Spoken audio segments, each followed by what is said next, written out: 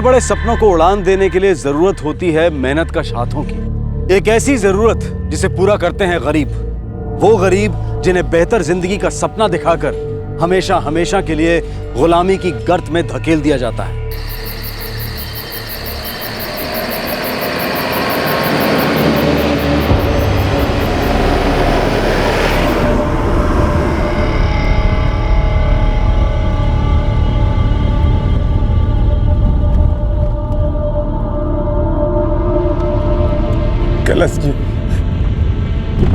कैलाश जी हमें छोड़ दीजिए।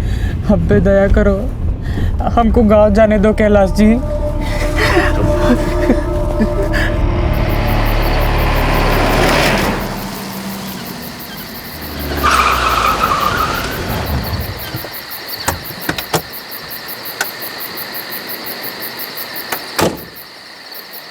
नीचे उधर दोनों को।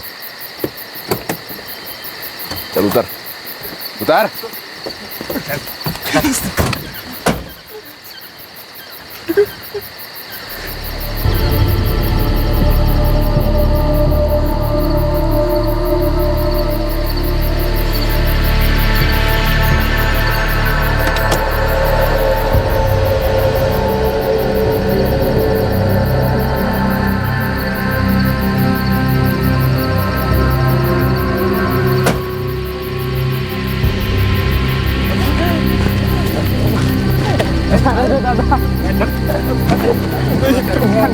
ये कहाँ ले जा रहे हैं? अरे छोड़ो।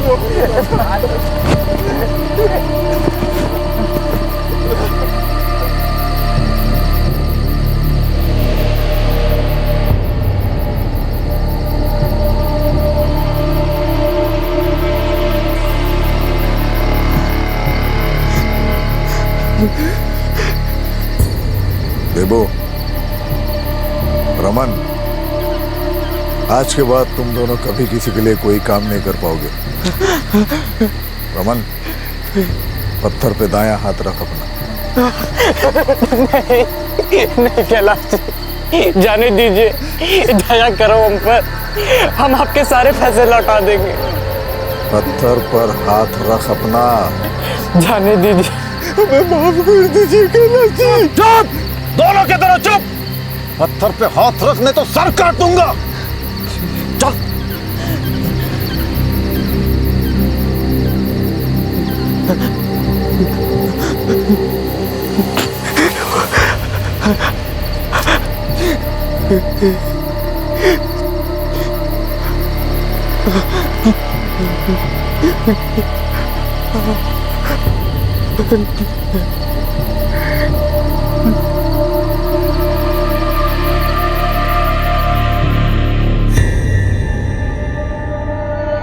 देवशीष कोटिया और रमन साउटी बस 2 हफ्ते पहले तक अपने परिवार के साथ अपने गांव में रह रहे थे। ये गरीब लोग अपने रोजमर्रा के खर्चे चलाने की जद्दोजहद से जूझ रहे थे, जिंदगी जीने के लिए संघर्ष कर रहे थे।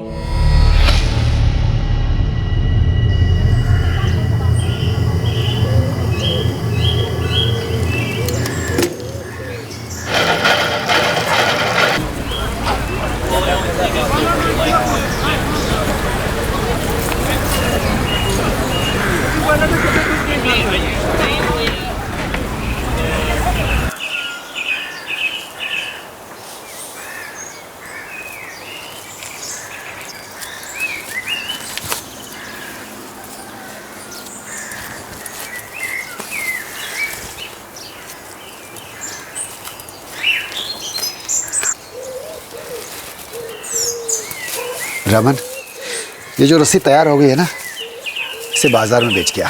पापा पहले ये बोरी खत्म कर लें। ना बेटा, पहले रस्सियाँ बेच के आ और चावल लेते आना। तुम्हारी माँ कह रही थी कि चावल खत्म हो गया है। काका, काका, काकी, आपका माँ का फोन आया था गांव से। कौन है ना प्रणव? सब ठीक अच्छी तो? बहुत बीमार है वो तो बिस्तर से उठ भी नहीं पा रही है। बोल रही थी कि रोमन को उनके पास भेज देगा तो अच्छा रहेगा। मेरे फ़ोन नंबर पे फ़ोन क्यों नहीं की? वो बोला आपका फ़ोन नहीं लग रहा है।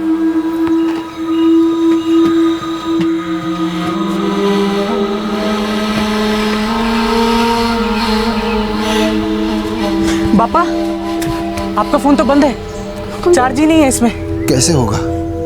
2 दिन से तो बिजली नहीं आई। सुनिए, रमन को माँ के पास भेज दीजिए।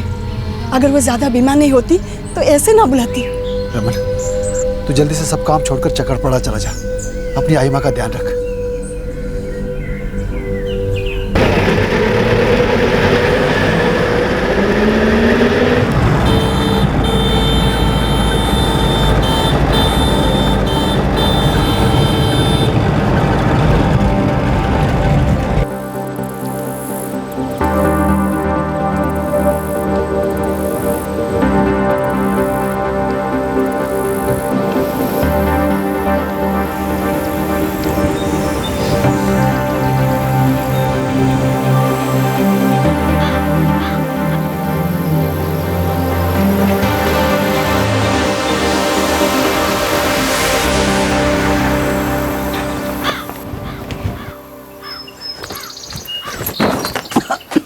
आइमा, आइमा, रमन, अरे तबीयत कैसी है आपकी? बेटा इतनी कमजोरी है कि अब बिस्तर से उठने की ताकत भी नहीं रही। अब मैं आ गया हूँ, मैं आपका ख्याल रखूँगा। रमन, मैं पानी लेके आया।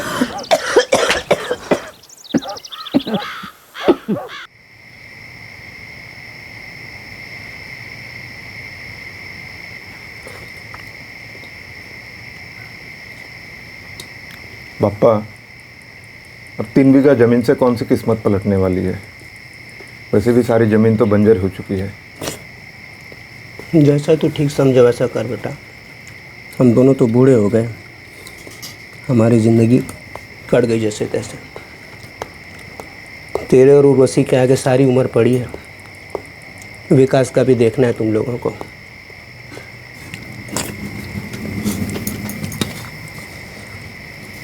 मैंने आज वो गोपाल दलाई और करण बुधिया को देखा था बाजार में। वो लोग संपत दामनी और कुछ दूसरे लोगों से बात कर रहे थे। ये उनके पास कोई काम वाम है क्या? नहीं, ये तो नहीं पता। संपत, ए संपत, क्या हुआ देवू? उर्वशी बता रही थी कि ये गोपाल दलाई और करण बुधिया गांव आए हुए हैं। तुम लोगों से कुछ बातचीत कर रहे थे। आए तो हैं, और आज दोपहर में हम सबको फिर से बाजार में बुलाया है। कोई काम वाम है क्या उनके पास?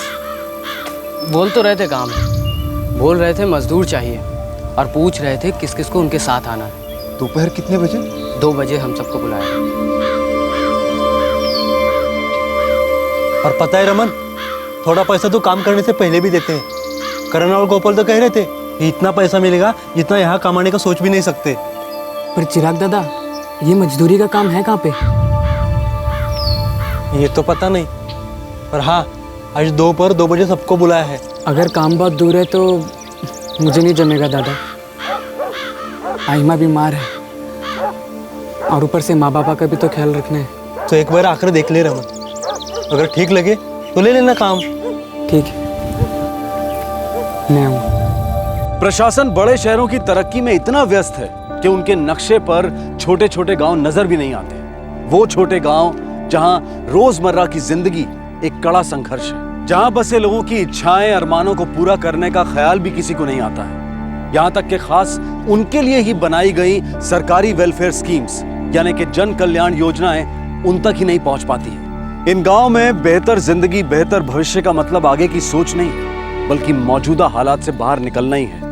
और इनके ऐसे हालात का फायदा उठाते हैं वो लोग जो इन्हें झूठी आशा दिखाकर जानवरों की तरह गुलाम बनाकर बेच देते हैं। हाँ, मेहनत का काम है, पर काम बहुत अच्छा है, और पैसे इतने जितना कभी यहाँ तुम्हें मिल ही नहीं सकता। और एक बार काम लग गया ना तो काम काम को खींचता है। अरे दूसरा काम भी झटपट मिल जाएगा, बहुत काम है वहाँ पे।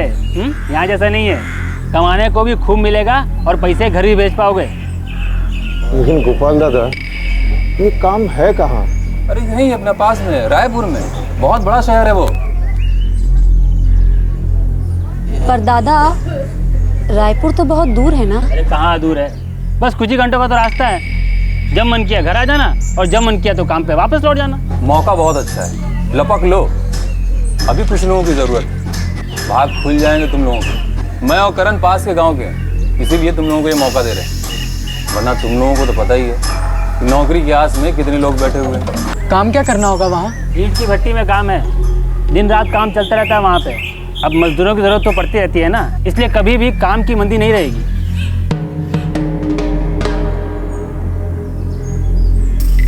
देखो, कल तक का समय है तुम लोगों के पास, ठीक से सोच लो, मौका बहुत अच्छा है, किस्मत बन जाएगी तुम लोगों की। मैं और करण कल सुबह पक्की सड़क पे 8 बजे तुम लोगों का इंतजार करेंगे, और जो 8 बजे तक आ गया उसे हम अपने साथ बस में ले जाएंगे।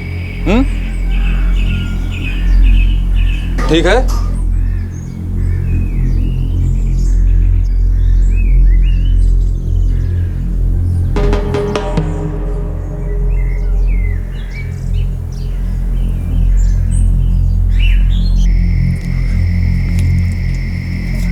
तुझे ठीक लगे तो ज़रूर जा देबू। हम दोनों तो चाहेंगे कि तुम लोगों को हमसे अच्छे दिन देखने को मिले। काम क्या होगा देबू? पक्का पता नहीं माँ, पर वो लोग कह रहे थे कि ईंट की भट्टी पे मजदूरी का काम है। मैं भी चलूँगी तुम्हारे साथ। बहुत मेहनत का काम है उर्वशी। और भी तो औरतें जा रही है ना, मैं कर लूँगी काम। उर्वशी को भी ले जा देबू, तेरा ध्यान रखेगी। विकास को भी ले जा, 7 साल का हो गया, तुझे देखकर काम सीख जाएगा। पर बाप्पा, तुम और माँ यहाँ बिल्कुल अकेले रह जाओगे। हमारा मत सोच बेटा, हमारी जिंदगी बची भी कितनी है, कट जाएगी कैसे भी। तुम लोग जाओ, अपनी जिंदगी बनाओ।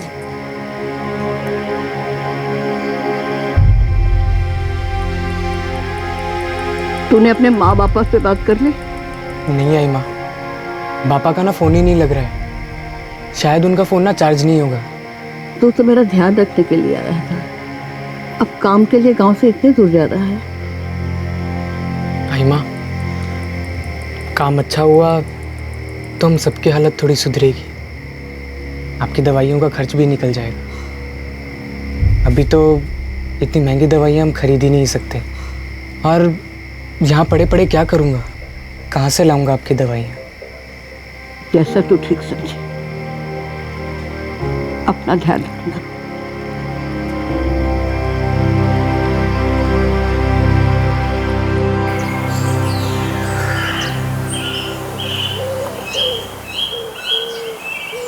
पौने 8 तो हो चुके हैं। देख करण, सब तो नहीं आएंगे, पर कुछ लोगों के दिमाग में तो बात घुसी होगी, हैं? लगता है कुछ लोग आ रहे हैं।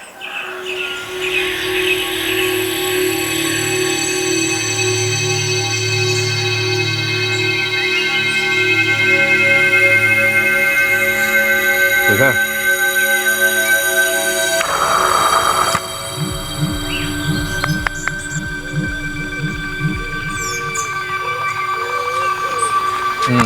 चलो अच्छा है, तुम लोग टाइम पे आ गए।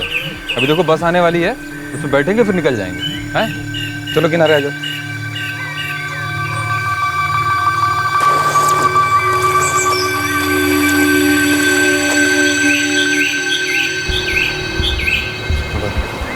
आ जाओ, इधर आ जाओ।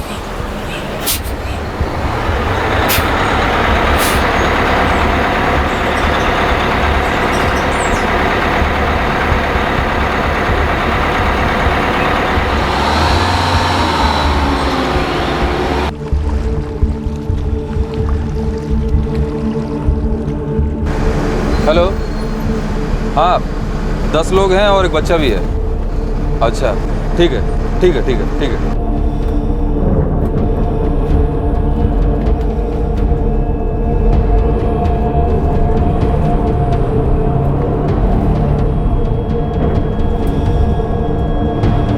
सब बड़े लोगों का 5 का हिसाब लगाया, बच्चे कितना पैसा बोलूँ? बच्चे का भी 5 बोल, वो भी तो काम करेगा ना। क्लास दे क्या? बात करके देखते हैं।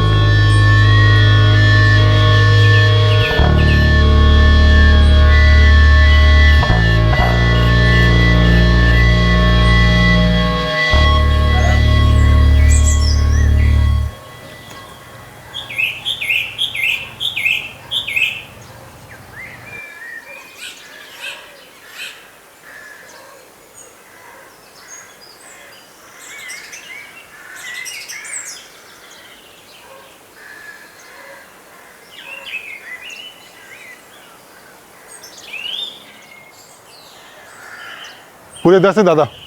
अरे दादा एक बच्चा भी है। उठो उठो उठो उठो। अरे ये तो छोटा है, काम करेगा क्या? क्या बात कर रहे हैं दादा, एक बार लोगे तो काम तो करेगा ही ना।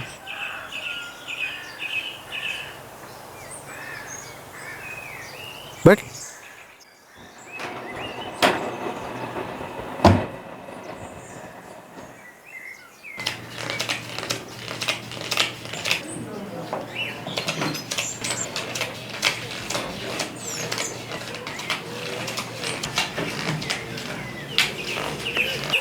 अरे उसको भी दे।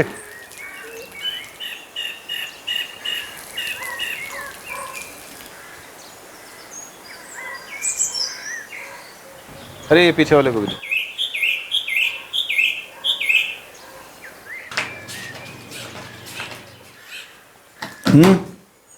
हर मजदूर के 20,000 रुपये है, कुल मिला के 2,20,000। ठीक है कैलाश दादा। काम अगले हफ्ते शुरू होगा। तो तब तक आप उनको यहीं रखोगे? हाँ चंद्रा, अपना पीछे वाला कमरा दे दे इन लोगों को। जी कैलाश।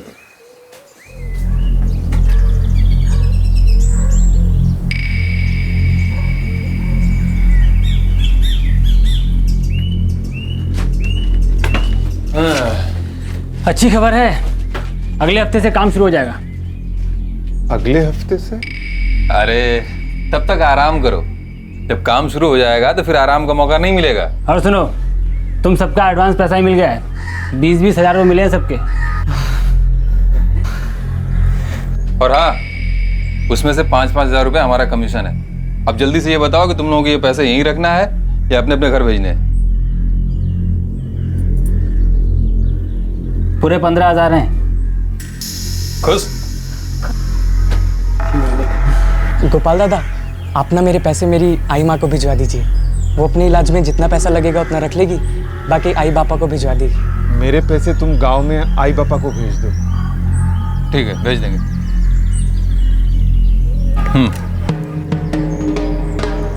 इतने पैसे देखकर वो सब खुश हो गए थे, लेकिन उन्हें यह नहीं बताया गया था कि इन पैसों के लिए उन्हें कितने दिन कितने महीने काम करना है। यह भी नहीं पता था कि काम क्या है।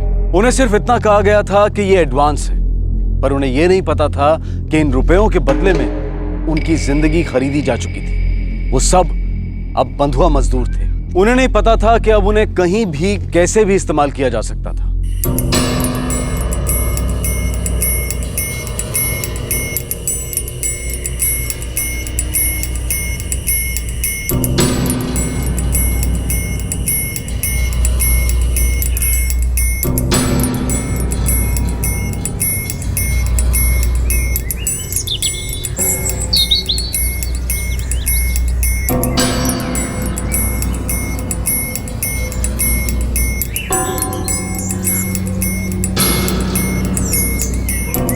चार दिन बीत गए बैठे बैठे।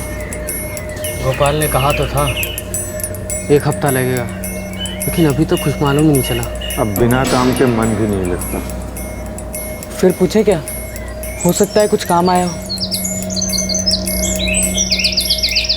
जल्दी क्या है, जब काम आएगा तो ले चलेंगे तुम सबको।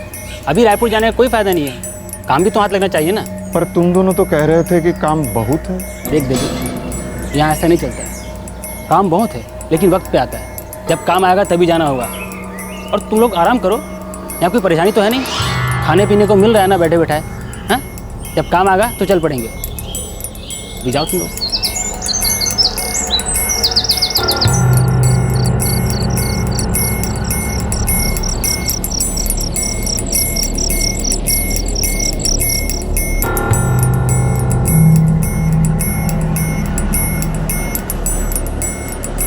चलो आओ, जल्दी करो, बैठो इधर, फटाफट आओ, चलो बैठो इधर, आओ फटाफट। ए भाई सरक ना अंदर, चलो चलो चलो चलो।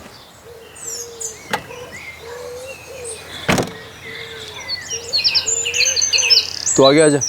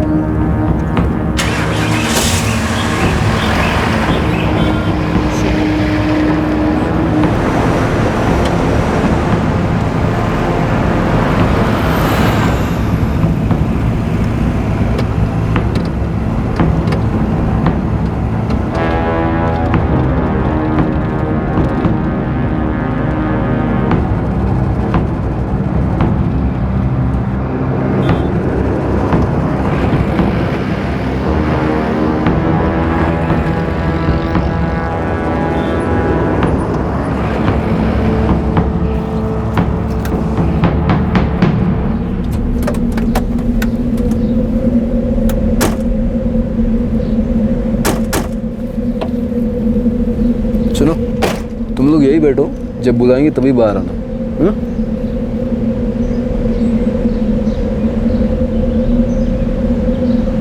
माँ, हम यहाँ काम करेंगे? अच्छा है, मुझे ईंटों से खेलना है। चुप कर विकास, हम यहाँ तेरे खेल कूद के लिए नहीं, काम के लिए आए हैं बेटा।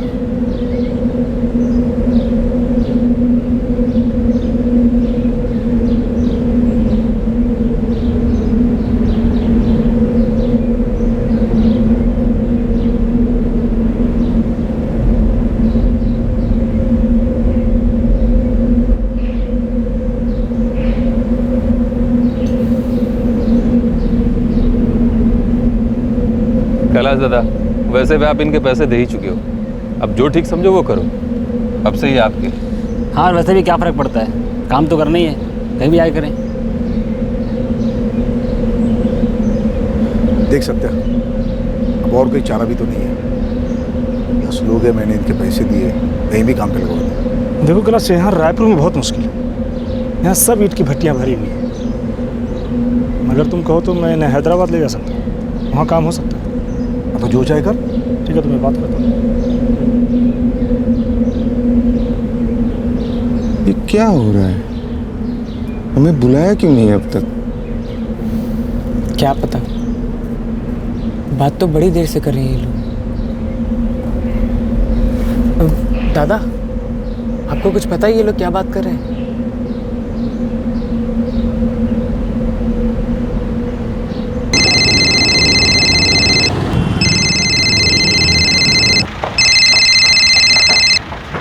हाँ सत्या, बोल, क्या हाल चाल है? सब ठीक है अभिजीत। अरे सुनो, मेरे पास यहाँ 10 मजदूर हैं, कोई काम है हैदराबाद में? हाँ हाँ, लेके तो आ यार, यहाँ कंस्ट्रक्शन का बहुत काम चालू है, कहीं ना कहीं फिट कर देंगे। ठीक है, ले आता हूँ, लेकिन सबके 25-25 हज़ार लगेंगे। लेके तो आ यार, आदमी देख के सौदा करेंगे। ठीक है, तो फिर मैं आज ही निकलता हूँ, परसों तक पहुँचता हूँ। ठीक है, मैंने लेकर हैदराबाद चला जाता हूँ, मेरी अभिजीत से बात हो गई है, वहाँ काम है। चलो अच्छा है, लेकिन रेडी से एक बार सौदा हो जाने के बाद ही मैं इनका पैसा दूंगा। वो सब ठीक है, लेकिन मैंने इनके 20-20 दिए, 22 चाहिए हर एक।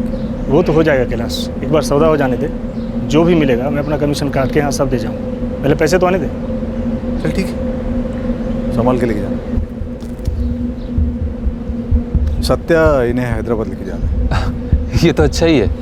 कैलाश दादा, अब से अपना सौदा खत्म, अब ये सब आपका लेन देन है। चलो।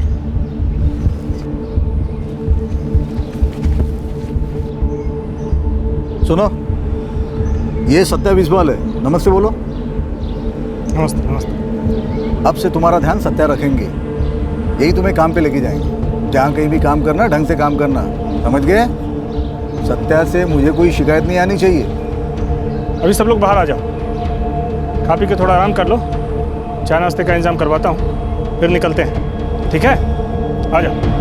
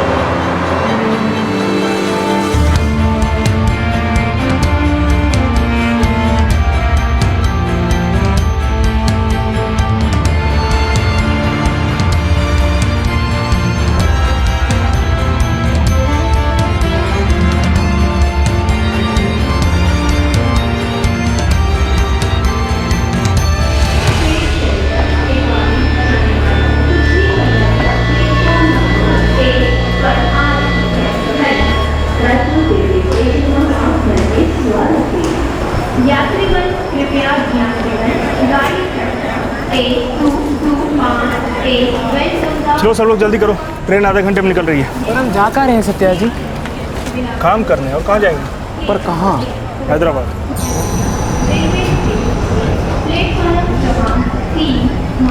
वो तो बहुत दूर है दादा। तुम लोगों को दूर पास से क्या लेना देना, पैसे मिल गए ना तुम लोगों को, और काम तो करना ही है। पर हमें तो कहा गया था कि हमें काम रायपुर में मिलेगा। हमारा गांव चक्रापरा यहाँ से पास पड़ता है। तुम लोग को यहाँ पे काम के लिए लाया गया। काम कहाँ करना है तुम लोग ने बताओ। चुपचाप चलो ट्रेन में बैठ जाओ। छोड़ो ये दूर पास करना छोड़ा के, जल्दी करो।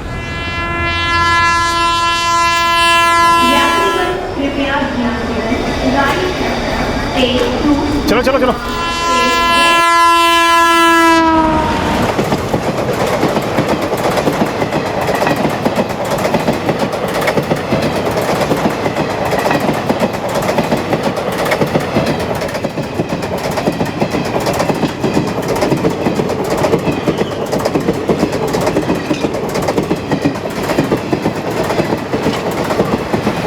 मैं हैदराबाद नहीं जा सकता, वो तो बहुत दूर है। मुझे भी नहीं जाना है इतनी दूर। इन लोगों ने हमसे झूठ बोला। पहले कहा कि काम रायपुर में है, अब हैदराबाद ले जा रहे हैं। वहाँ से घर कैसे आएंगे? सुना है हैदराबाद यहाँ से बहुत दूर है।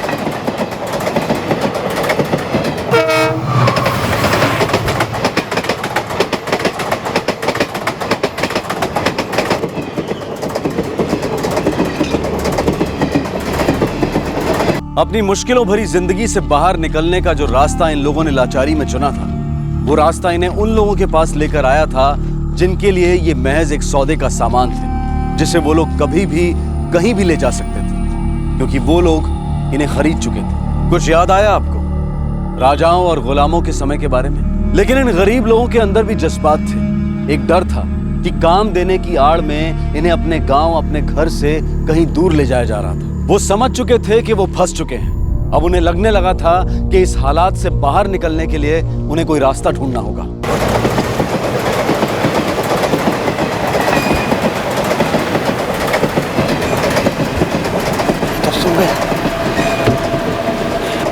हम लोगों को यहीं कहीं उतर जाना चाहिए। पर दादा, हम लोग वहाँ जाएंगे कैसे? हम लोगों को रायपुर से रास्ता पता है, बस कैसे भी हमें रायपुर पहुँचना है। वहाँ से हम चक्करपाड़ा पहुँच जाएंगे। तुम लोग बताओ क्या करना है? आगे चलना है या निकलना है यहाँ से? पहले तो हम लोगों से कहा गया कि रायपुर की ईटा भट्टी में काम मिलेगा। अब जबरन हमें हैदराबाद ले जा रहे हैं। वहाँ भी काम नहीं मिला तो जाने कहाँ कहाँ घसीटेंगे हमें। क्या पता क्या क्या काम करवाएंगे हम लोग उनसे।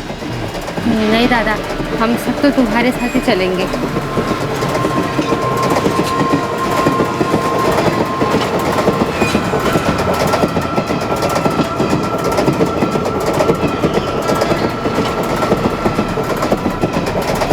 हमें चुपचाप जो भी अगला स्टेशन आएगा वहाँ उतरना होगा, फिर वहाँ से कैसे भी करके हम घर लौट सकते हैं।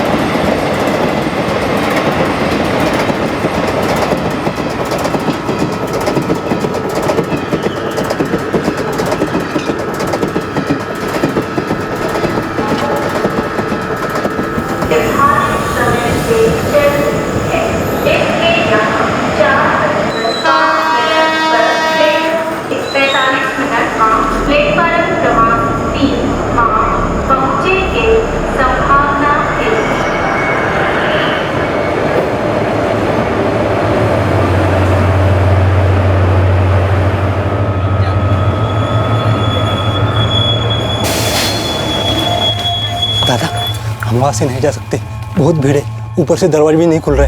हमें यहाँ से जाना पड़ेगा। मैं ये दरवाजा खुलता कि नहीं देखता हूँ।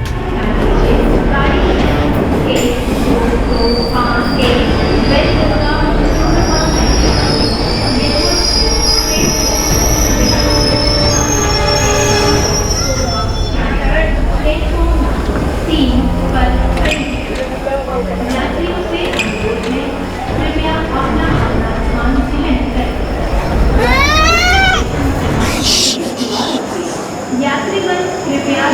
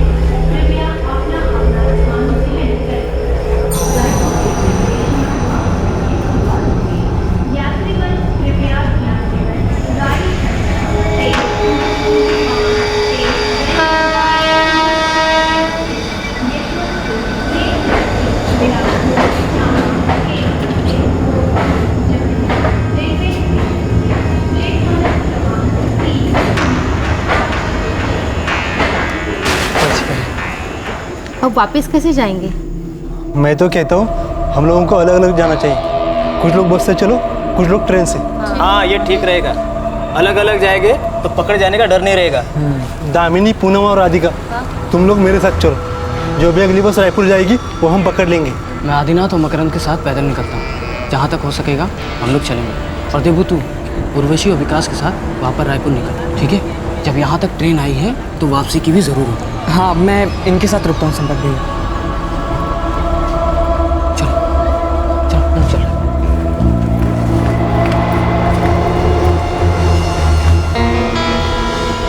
मैं देखता हूँ अगली ट्रेन कब की है दादा।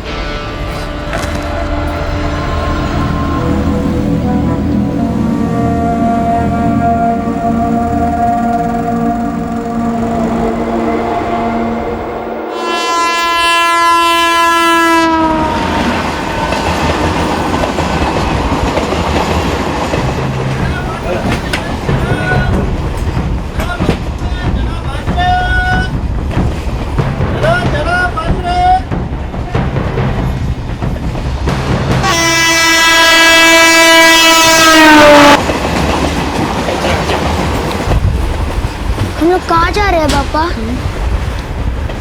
हम घर वापस लौट रहे हैं बेटे। क्यों? इतनी बत्ती पे नहीं जाएंगे क्या? चुप कर विकास।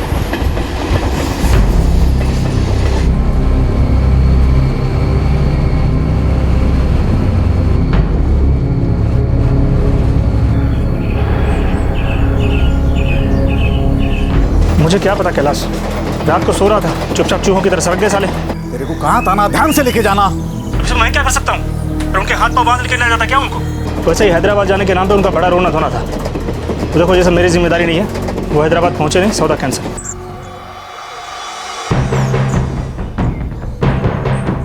इतनी बड़ी रकम पानी में चली गई। वो गोपाल और करण को लेकर आए क्या कैलाश दादा? अरे उन्होंने तो अपना सौदा पूरा कर लिया है। उनसे बात करके कुछ फायदा नहीं है। ये अपना पैसा है, हमें ही वसूल करना है किसी भी तरह। पर दादा, वो भाग के जाएंगे तो जाएंगे कहाँ? उनके लिए रास्ता ही कहाँ बचा है? आज नहीं कल वो पकड़े ही जाएंगे।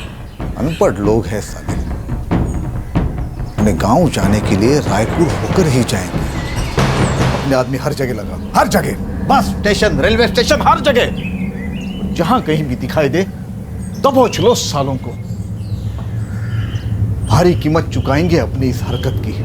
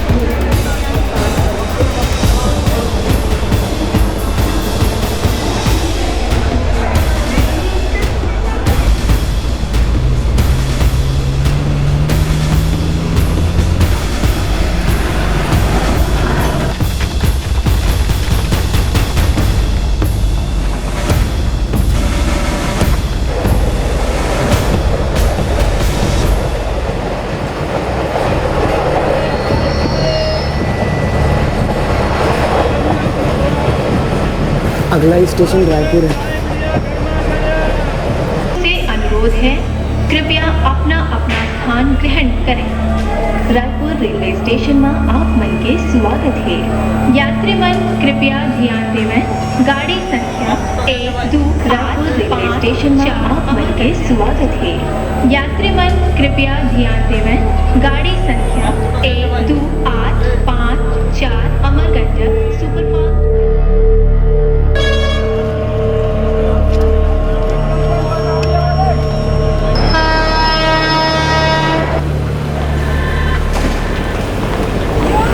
रेलवे स्टेशन में आपका स्वागत है। कृपया ध्यान दीजिए, गाड़ी संख्या 1-2 8 5 4 सुपरफास्ट एक्सप्रेस भोपाल से चेन्नई जाने वाली प्लेटफॉर्म नंबर 1 पर खड़ी है। यात्रियों से अनुरोध है, कृपया अपना अपना स्थान ग्रहण करें।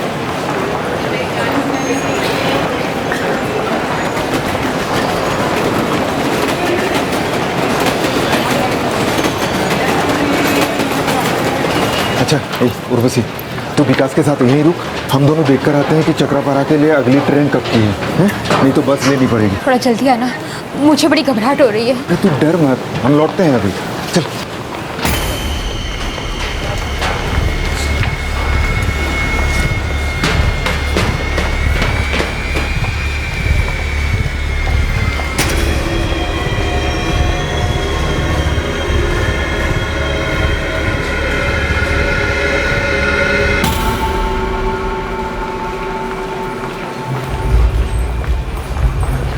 हाँ चेतन, अभी अभी मुझे 2 लोग दिखे।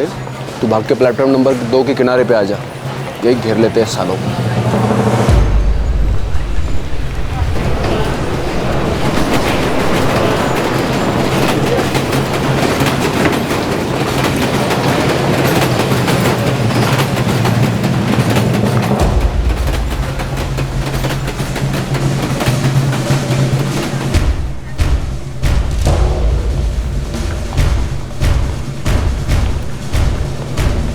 मेरे हाथ में चाकू है, आवाज निकाली तो अतड़ियाँ बाहर निकाल के रख दूंगा। और मेरे पास जो चाकू है उससे तेरे पेट में हवा महल बना दूंगा। चुपचाप चलता रहा। चल चलो।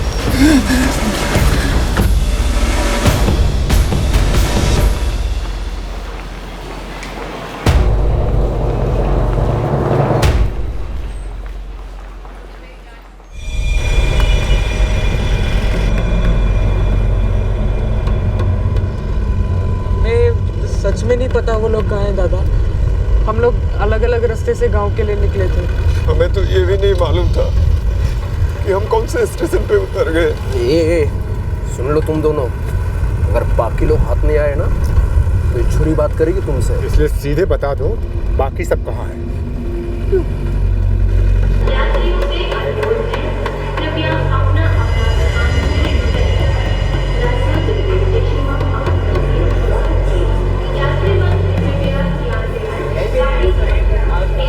तेरे पापा अब तक आए क्यों नहीं?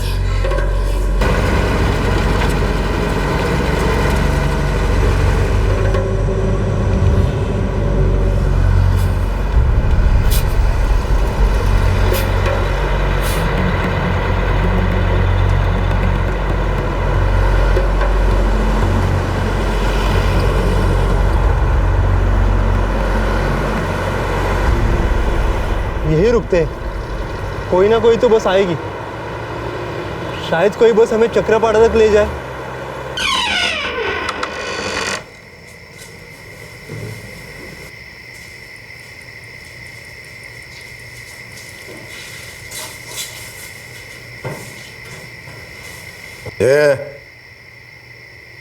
कहाँ छुपे बैठे बाकी सब? सच सच बताऊं नहीं तो मार मार के बुलवाऊंगा। दादा, हमें सच में नहीं पता वो लोग कहाँ हैं। दादा, हमने सोचा कि सब लोग अलग अलग रास्ते से पहुंचेंगे। कहाँ जाएंगे भाग के? पैसे दिए मैंने तुम लोगों के। मैंने करण को पैसे मेरी आई माँ को देने को कहे थे। मैं आपके पैसे वापस ला दूंगा दादा। मेरे पैसे भी गोपाल ने मेरे घर वालों को दे दिए होंगे। हम आपके एक एक पाई चुकता कर देंगे कैलाश दादा। हमको जाने दीजिए दादा, हम आपकी एक एक पाई लौटा देंगे दादा। वो तो तुम लौटाओगे ही। और जब तक सब लोग नहीं मिल जाते तुम दोनों कहीं नहीं जाओगे। और अगर सब लोग ना मिले तो मेरे पैसे मैं तुम दोनों से वसूल करूंगा, समझे? इन दोनों को बंदी रखना, सिर्फ जिंदा रहे इतना ही खाना देना, एक दाना भी ज्यादा नहीं। जी दादा।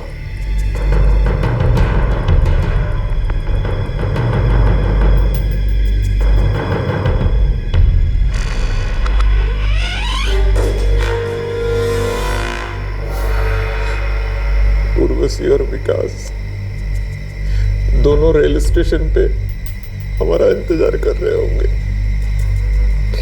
उन दोनों के पास तो एक पैसा भी नहीं है।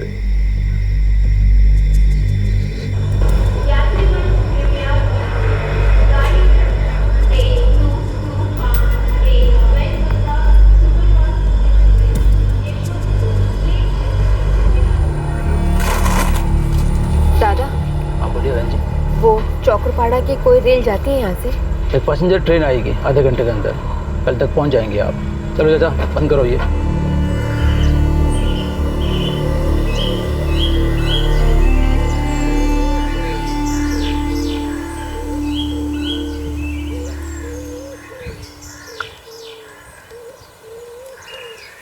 अरे चिराग, तू कब लौटा? काका, देबू, उर्वशी भावजा, विकास घर नहीं पहुंचे? नहीं तो सब ठीक तो है ना? क्या हुआ? अभी 10 ही दिन तो हुए थे तुम लोगों को गए हुए। हाँ काका, पर वहाँ सब गड़बड़ था। बड़ी मुश्किल से अपनी जान बचा के भागे हम वहाँ से। देबू, उर्वशी भावजा, विकास और रमन ट्रेन से निकले थे। हे भगवान, कहाँ होंगे वो? पता नहीं काकी, पर अब तक तो उन्हें आ जाना चाहिए था। मैं एक काम करता हूँ, मैं रमन की आयमा के इधर पूछता हूँ।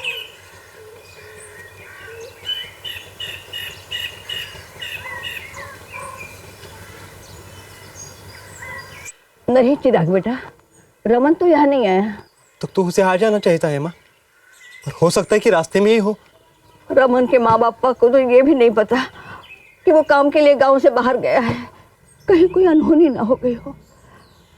मुझे तो बड़ी घबराहट सी हो रही है। तुम रमन के पापा को फोन करोगे? हाँ हेमा, पर उनके पास फोन तो है ना? हाँ है। मैं अभी लगाता हूँ। ठीक है।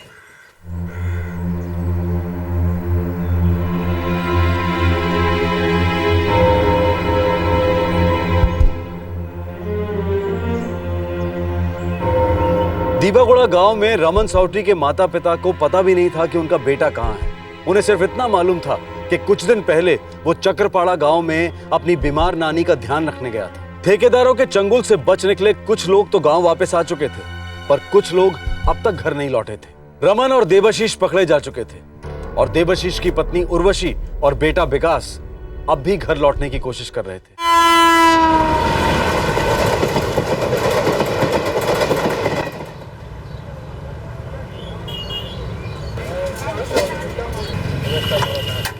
चार लोग गांव लौट आए हैं और बाकी लोग की कोई खबर नहीं है। अब चाहे कोई गांव लौटे या रास्ते में धूल चाटे, कीमत तो ये दोनों ही चुकाएंगे।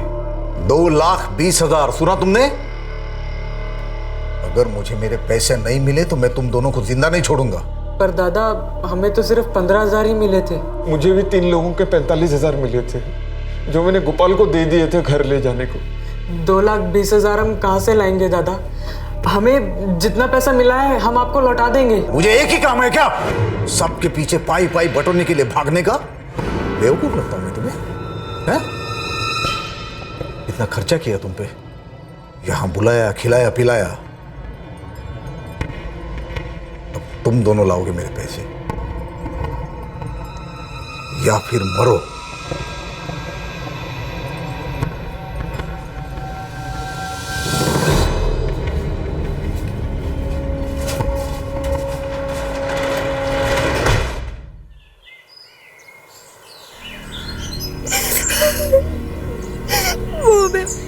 रायपुर स्टेशन पर छोड़कर रमन के साथ टिकट लेने गए थे, फिर लौटे ही नहीं।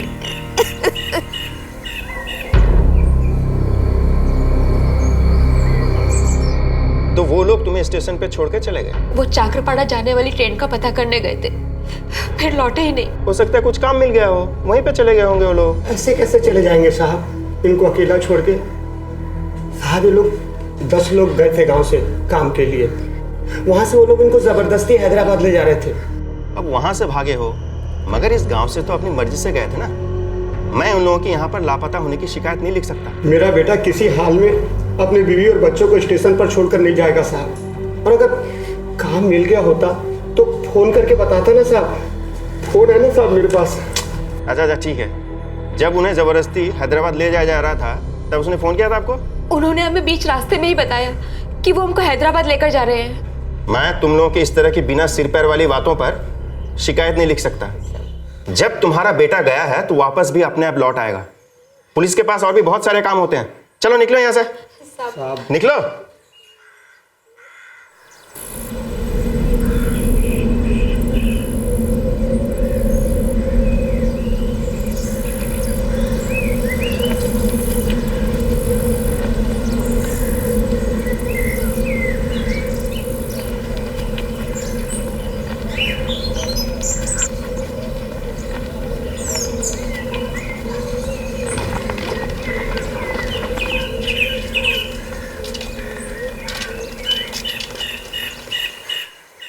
मुझे नहीं पता गोपाल कहाँ है। देखो बेटा, उसका कहीं पता ही नहीं चल रहा है। हाँ भाऊजा, देवाशीष और रमन तो रायपुर स्टेशन पर ही थे, पता नहीं वहाँ से कहाँ चले गए। तो मैं क्या करूँ? मैंने कह दिया ना कि गोपाल काम से बाहर गया हुआ है, मुझे नहीं पता वो कहाँ है। वो करण कहाँ रहता है? आप अगले गली में जाओ, वही उसका घर है। चलो। उनका कुछ पता नहीं है, बाहर गए वो। मदद करो बेटी, मेरा बेटा लौटा नहीं है। करण को शायद मालूम होगा वो कहाँ है। मैंने कहा ना आपको, और एक ही बात कितनी बार बोलूं आप लोगों को, मुझे नहीं पता वो कहाँ गए और कब तक लौटेंगे।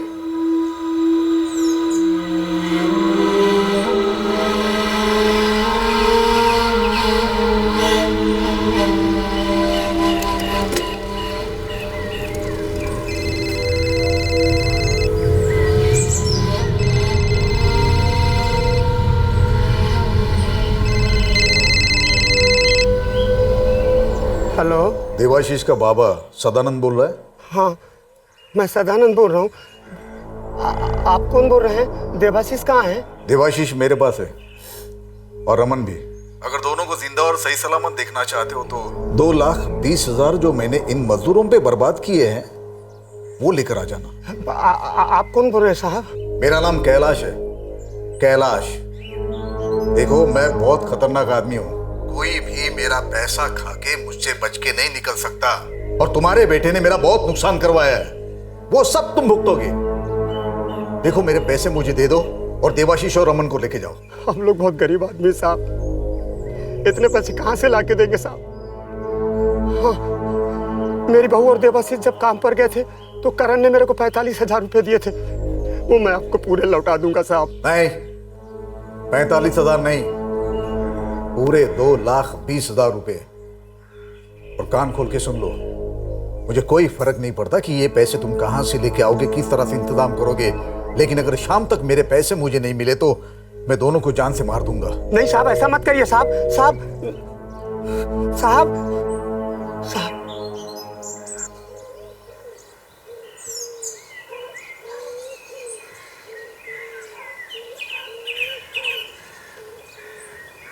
हम तो अपने सारे पैसे लौटा देंगे, पर मकरन, आदिनाथ और संपत पता नहीं ये लोग कहाँ है, अब तक घर नहीं पहुंचे।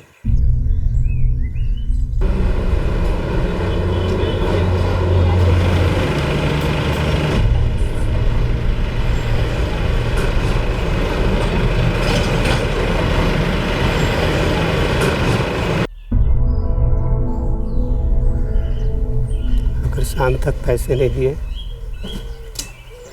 तो लोग देवाशीष और रमन को मार डालेंगे।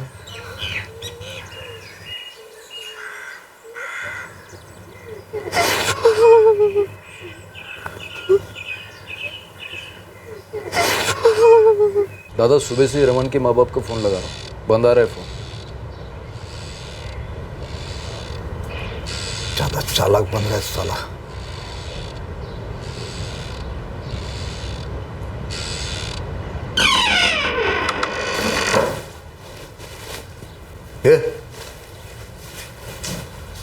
मुझे क्या लगता है गलत नंबर देके बच जाएगा? नहीं दादा, मैंने सही नंबर दिया था।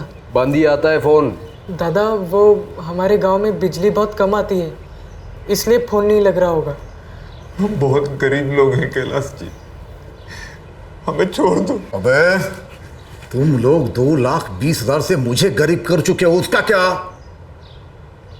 अगर तेरा बाप रात तक पैसे नहीं लेके आया तो तुम दोनों तो बस खत्म।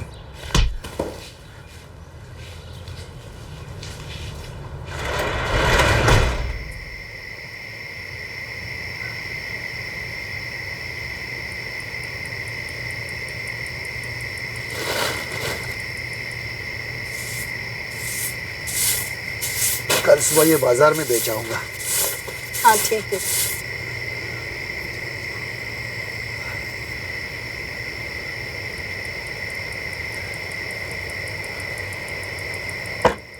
देवशीष के पिता इतना पैसा देने की हालत में नहीं थे और रमन के माता पिता उसकी हालत के बारे में जानते नहीं थे। कैलाश को यह बात बर्दाश्त नहीं हो रही थी कि उसके खरीदे हुए मजदूरों ने उसे धोखा दिया था। वो बदला लेना चाहता था। दादा, मुझे नहीं लगता कि ये पैसा वापस आएगा। हाँ दादा, अब बस मान के चलो कि सौदे में नुकसान होना ही होना है। नहीं, इतनी आसानी से मेरा पैसा मैं उन्हें हजम नहीं होने दूंगा। ऐसा सबक सिखाऊंगा, पता चलेगा उन लोगों को मेरा पैसा मारने का नतीजा क्या होता है।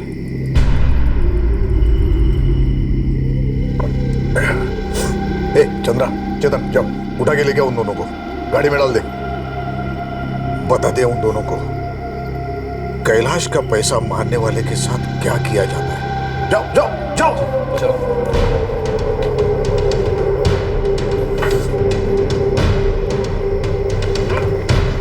हमें कहाँ ले जा रहे दादा? माफी मांगते हैं हम आपसे, हम आपके पैर पड़ते हैं, हमें जाने दीजिए। माफ कर दीजिए दादा, जाने दीजिए। हमें जाने दीजिए दादा, हमें माफ कर दीजिए दादा, जाने दीजिए। दादा माफी दे दीजिए, हमें जाने दीजिए।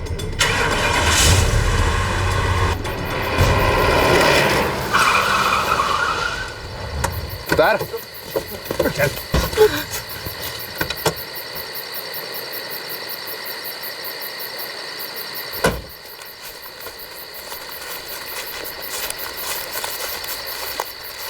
पत्थर पर हाथ रख अपना। जाने दीजिए, हमें माफ कर दीजिए कैलाश जी। चुप, दोनों के दोनों चुप।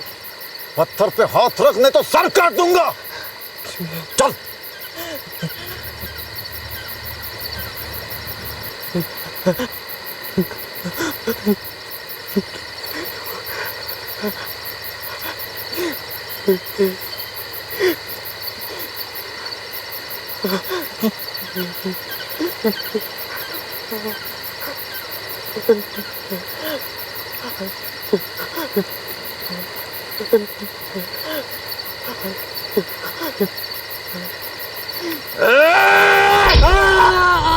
बड़ी ही क्रूरता से रमन और देवशीष की दाईं हथेलियां काट दी गई। पैसे के नुकसान की वजह से गुस्से में पागल हो चुका कैलाश नहीं चाहता था कि वो किसी और के लिए काम कर सके।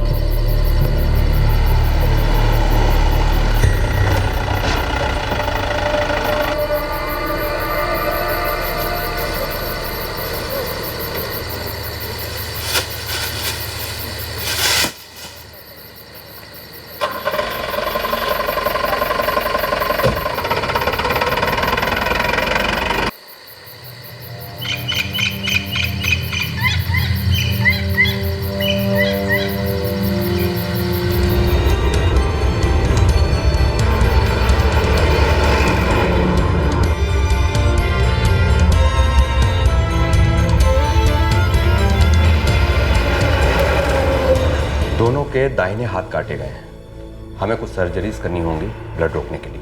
लेकिन डॉक्टर साहब अभी तक पता नहीं चल पाया ये लोग हैं कौन। सर्जरी करने से पहले हम उन्हें कुछ पेन किलर्स और इंजेक्शन दे रहे हैं। आप चाहें तो उनसे बात करने की कोशिश कर सकते हैं, लेकिन शायद इस वक्त वो ज़्यादा कुछ बोल ना सकें। Thank you doctor.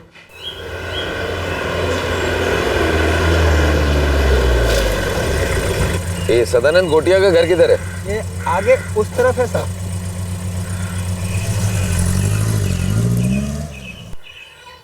साहब कहाँ है वो? सरकारी हॉस्पिटल में ऑपरेशन होना है उसका।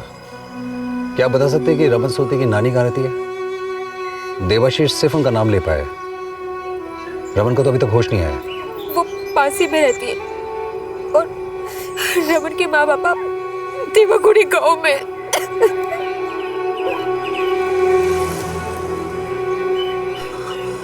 मेरा बेटा तो अपनी आई माँ के पास गया था, वो बीमार है। हम लोग खुद पता लगाने की कोशिश कर रहे हैं कि आखिर ये हुआ क्या। इस वक्त वो देवतागिरी के सरकारी अस्पताल में है।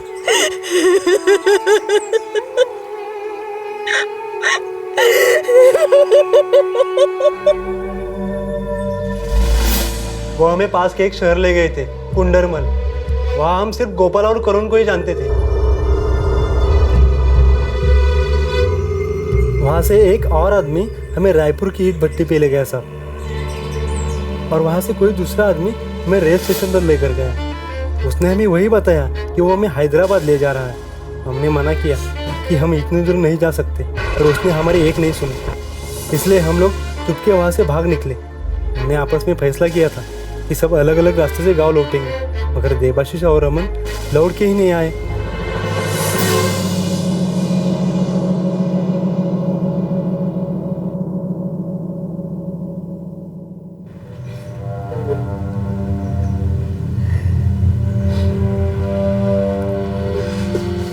बेटा तुम्हें हमें बताया क्यों नहीं कि तू ऐसे काम के लिए कहीं जा रहा है?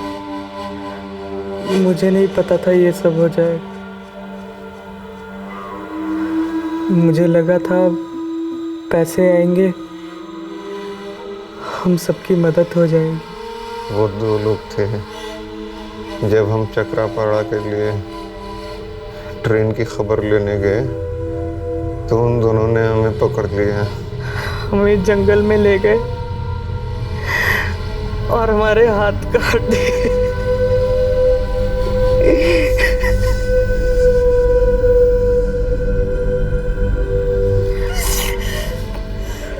अगर इन दोनों की हथेलियां मिल जाएं तो हम रिकंस्ट्रक्शन सर्जरी कर सकते हैं, लेकिन जल्द से जल्द इनके हाथ मिलने चाहिए, तभी हम कुछ कर पाएंगे। डॉक्टर साहब, हम सारे मुजरिमों को पकड़ने की कोशिश कर रहे हैं। उनके मिलने के बाद ही पता लग पाएगा कि उन लोगों ने इनके कटे हुए हाथों का किया क्या।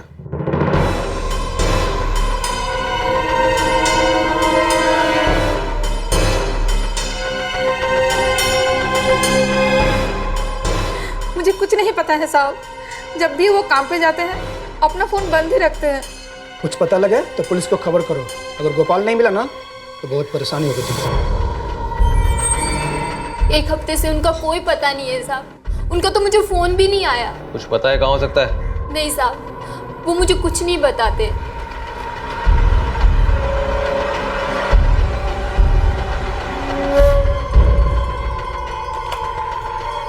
अंदर देखो।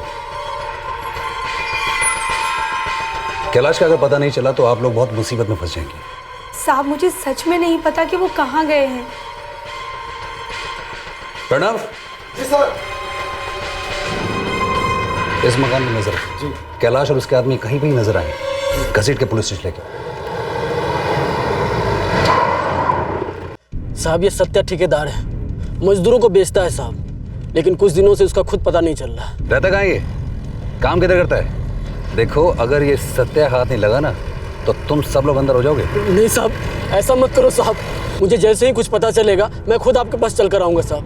सर, हम पूरा जंगल छान रहे हैं इन दोनों के हाथों के लिए। तलाश जारी रखो। मीडिया तक ये खबर पहुंच गई है। इस खबर को लेके बहुत शोर हो रहा है। यस सर, हम जल्द से जल्द मुजरिमों तक पहुंच जाएंगे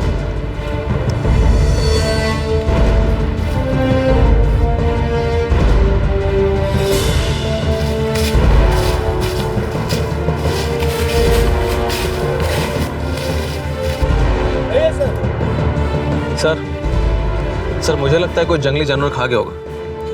हाँ हो सकता है, लेकिन तलाशी जारी रखो, कोई कोना छूटना नहीं चाहिए।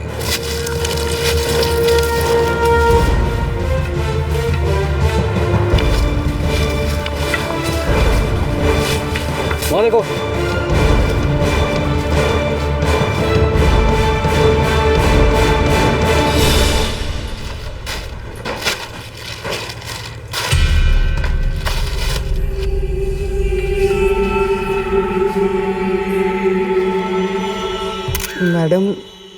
हमने उन्हें बहुत कहा, हमें अपने घर, अपने गांव जाने दीजिए।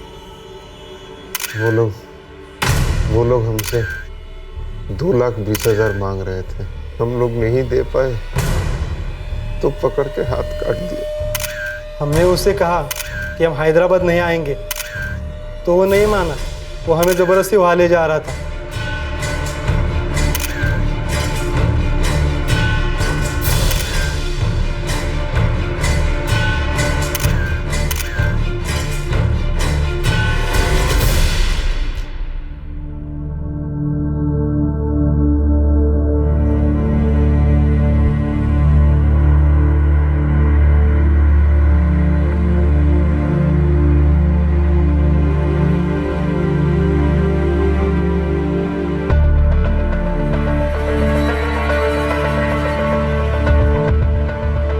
स्थानीय मीडिया ने इस क्रूरता भरे केस को हर जगह रिपोर्ट किया। कई मानवाधिकार संगठन इस मामले को लेकर बहुत सीरियसली प्रचार कर रहे थे। काफी तलाश के बाद भी देबशीष और रमन की कटी हथेलियां बरामद नहीं हो सकी। मुजरिमों को पकड़ने के लिए पुलिस पर दबाव अब बढ़ता जा रहा था। साहब, अभी मैंने उनकी गाड़ी यहाँ जंगल में देखी है और उनकी गाड़ी बंद पड़ चुकी है। जल्दी करो, उनकी गाड़ी जंगल में खराब हो गई है। उनकी गाड़ी ठीक होने से पहले पहले हमें वहां पहुंचना है। Yes sir.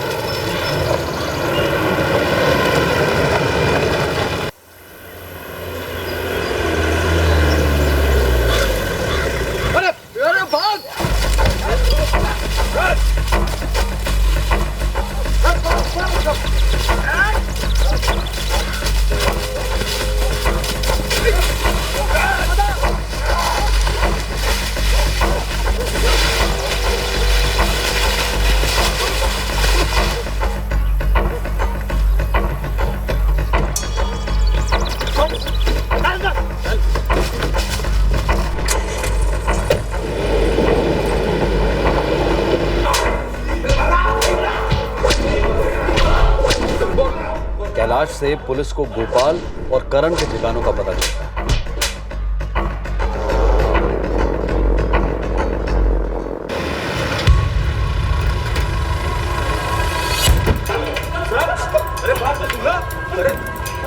ठेकेदार गोपाल दलाई और करण बुधिया ने पुलिस को सत्या बिस्वाल का ठिकाना बता दिया। सत्या वही आदमी था जो मजदूरों को जबरदस्ती हैदराबाद ले जा रहा था।